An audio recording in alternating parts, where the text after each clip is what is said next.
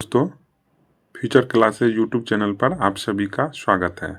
आज जो हम डिस्कशन करेंगे वो इडुटेरिया बिहार वस्तुनिष्ठ समान अध्ययन, तो इसी बुक का जो है कि आज सेट नंबर 11 का डिस्कशन करेंगे, जो बिहार के सभी एग्जाम के लिए बहुत ही इम्पोर्टेंट है। तो चलिए प्रारंभ करते हैं। तो पहला क्वेश्चन में कह रहा है कि निम्न में से दलदली मिट्टी का विस्तार बिहार के किस जिले में है। तो किस जिले में है? सीतामढ़ी जिले में, किशनगंज जिले में, सुपौल जिले में और अररिया जिले में। यानी ये चारों जिलों में जो है दलदली मिट्टी का विस्तार है। ठीक है, तो हमारा आंसर हो जाएगा सी। नेक्स्ट क्वेश्चन है 2। इसमें कह रहा है कि दिए गए विकल्पों में से कौन सी नदी अपने मार्ग परिवर्तन हेतु जो है कि प्रसिद्ध है। तो कौन सी नदी जो है कि अपने मार्ग परिवर्तन के लिए प्रसिद्ध है? तो कोसी नदी। कौन सी नदी? कोसी नदी।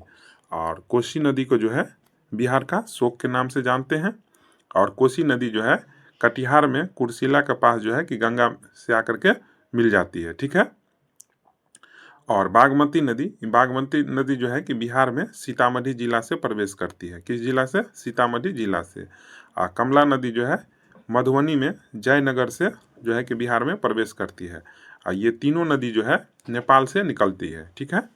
अब नेक्स्ट क्वेश्चन है 3। इसमें कह रहा है कि सरैयामान पक्षी बिहार किस जिले में स्थित है। सरैयामान पक्षी बिहार जो है किस जिले में स्थित है? तो ये पश्चिम चंपारण जिले में स्थित है। किस जिले में? पश्चिम चंपारण जिले में। ठीक है। नेक्स्ट क्वेश्चन है 4। इसमें कह रहा है कि जूट का उत्पादन होता है। तो जूट का उत्पादन जो है कि कहाँ पर होता है? जूट का उत्पादन होता है तो कहाँ? तो उत्तरी पूर्वी मैदान में। कहाँ पर? उत्तरी पूर्वी मैदान में। बिहार के उत्तरी पूर्वी मैदान में जो है कि जूट का उत्पादन होता है। नेक्स्ट क्वेश्चन है 5। इसमें कह रहा है कि बरौनी स्थित तेल शोधक कारखाना किस महारत्न कंपनी की इकाई है। बरौनी में जो तेल शोधक कारखाना है वो किस महारत्न कंपनी के अंतर्गत में जो है कि आता है? तो IOCL के अंतर्गत में। ठीक है, IOCL के अंतर्गत में। इसकी स्थापना जो हुआ था 1964 में। IOCL की स्थापना 1964 में, और ONGC का 1956 में, और CIL का 1975 में। और जो बरौनी स्थित तेल शोधक कारखाना है इसकी स्थापना जो है कि हुआ था 1964 में। अब नेक्स्ट क्वेश्चन है 6। इसमें कह रहा है कि बिहार के किस जिले में जो है कि रेशमी वस्त्र उद्योग का सर्वाधिक विकास हुआ। तो किस बिहार के किस जिले में रेशमी वस्त्र उद्योग का जो है कि सर्वाधिक विकास हुआ? तो किस उद्योग का? तो भागलपुर का। किसका? भागलपुर में रेशमी वस्त्र उद्योग का सर्वाधिक विकास कहाँ पर हुआ? तो भागलपुर में हुआ। जो बरौनी स्थित तेल शोधक कारखाना है किस महारत्न कंपनी के अंतर्गत में आता है? तो IOCL के अंतर्गत में। ठीक है। और नेक्स्ट क्वेश्चन है 7। इसमें कह रहा है कि 2011 की जनगणना के अनुसार बिहार में दशकीय यानी 2001 से 2011 तक जनसंख्या वृद्धि दर कितना मतलब कि रहा, कितना प्रतिशत जो है कि रहा? तो कितना प्रतिशत रहा? 25.4%। कितना? 25.4%। ठीक है। नेक्स्ट क्वेश्चन है 8। इसमें कह रहा है बिहार राज्य चीनी निगम की स्थापना किस वर्ष की गई थी। तो किस वर्ष किया गया था? 1974 में। किस वर्ष किया गया था? 1974 में। ठीक है। नेक्स्ट क्वेश्चन है 9। इसमें कह रहा है 2011 की जनगणना के अनुसार बिहार का सर्वाधिक लिंगानुपात वाला जिला कौन सा है। तो सर्वाधिक लिंगानुपात वाला जिला कौन सा है? गोपालगंज है, जहाँ कितना है? 1000 पुरुष पे जो है कि 215 महिला है। ठीक है। और सबसे कम की बात कहेगा तो भागलपुर और मुंगेर का है, जिसका कितना है? तो 1000 पुरुष पर 879 महिला है। ठीक है। अब नेक्स्ट क्वेश्चन है 10। इसमें कह रहा है कि निम्न में से कौन सी नदी बिहार और पश्चिम बंगाल के मध्य सीमा निर्धारण करती है। तो कौन सी नदी जो है कि सीमा निर्धारण करती है? तो मालदा नदी। कौन सी नदी? महानंदा नदी। कौन सा नदी? महानंदा नदी। ठीक है।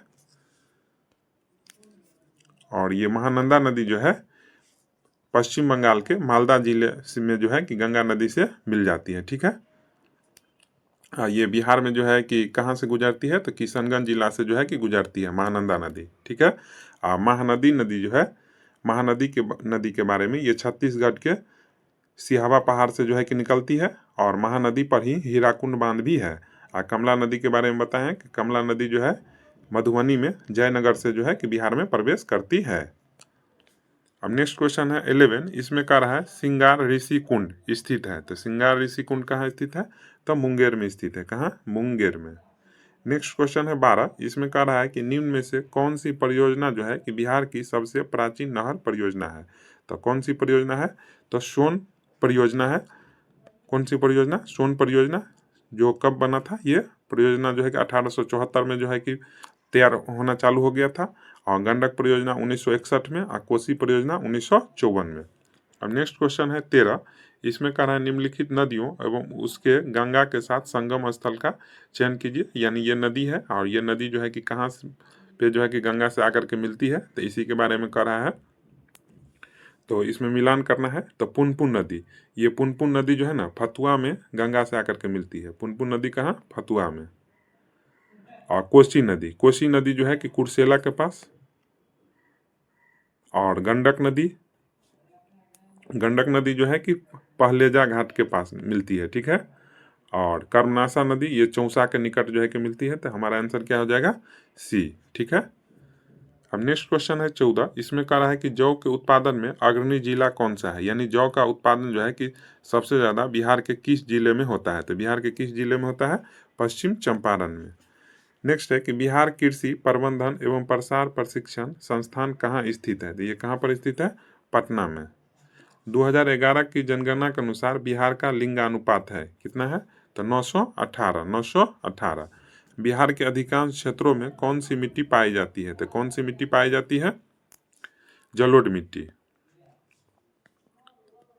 नेक्स्ट क्वेश्चन है 18, इसमें कह रहा है कि बिहार में पंचायती राज व्यवस्था है, तो बिहार में जो पंचायती राज व्यवस्था है वो त्रिस्तरीय है। कैसा है, त्रिस्तरीय। नेक्स्ट है कि पंचायत चुनाव कराने का निर्णय किसके द्वारा लिया जाता है, तो किसके द्वारा निर्णय लिया जाता है, राज्य सरकार के द्वारा। किसके द्वारा, राज्य सरकार के द्वारा। नेक्स्ट है कि विधान परिषद के कितने सदस्य प्रत्येक 2 वर्ष के बाद सेवानिवृत्त हो जाते हैं, तो कितने जो है कि हो जाते हैं, 1/3 यानी 1/3। अब नेक्स्ट है कि निम्नलिखित में से कौन राज्यपाल को शपथ दिलाता है, तो राज्यपाल को जो है कि शपथ दिलाने का काम कौन करते हैं, उच्च न्यायालय के मुख्य न्यायाधीश। उच्च न्यायालय के मुख्य न्यायाधीश किस अनुच्छेद के तहत, तो अनुच्छेद 159 के तहत, ठीक है। नेक्स्ट है कि विधानसभा की संरचना का उल्लेख संविधान के किस अनुच्छेद में किया गया है, तो किस अनुच्छेद में किया गया है, अनुच्छेद 170 में, अनुच्छेद 170 में, ठीक है। नेक्स्ट है कि मुख्यमंत्री की सलाह पर राज्य के मुख्यमंत्रियों की नियुक्ति कौन करता है, तो राज्य के मुख्यमंत्री की नियुक्ति कौन करेंगे, तो राज्यपाल करेंगे। किस अनुच्छेद के तहत, अनुच्छेद 164 के तहत, अनुच्छेद 164 के तहत। नेक्स्ट है कि बिहार लोक सेवा आयोग का गठन किस वर्ष किया गया था, तो किस वर्ष किया गया था, बिहार लोक सेवा आयोग का गठन जो है कि किस वर्ष किया गया था, तो 1949 में। कब किया गया था, 1949 में।